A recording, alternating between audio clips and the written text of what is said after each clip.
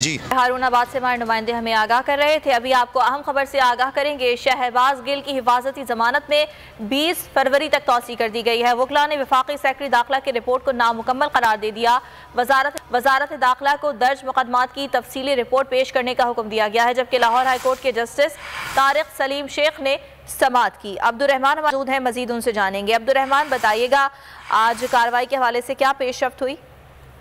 जी बिल्कुल, लाहौर हाईकोर्ट ने तहरीक इंसाफ के रहनुमा शहबाज गिल की हिफाजती जमानत में 20 फरवरी तक तोसी कर दी है, जबकि अदालत ने वफाकी सेक्रेटरी दाखिला को मुकदमात की तफसीली रिपोर्ट जो है पेश करने के अहकाम सादर कर दिए हैं। लाहौर हाईकोर्ट के जस्टिस तारिक सलीम शेख ने शहबाज गिल की दरखास्त पर समाअत की, जबकि तहरीक इंसाफ के रहनुमा शहबाज गिल के वकील रमजान चौधरी ने दलाइल देते हुए रिपोर्ट पर अदम एतमाद का इजहार किया और कहा कि रिपोर्ट नामुकम्मल और मालूमात अधूरी दी गई है।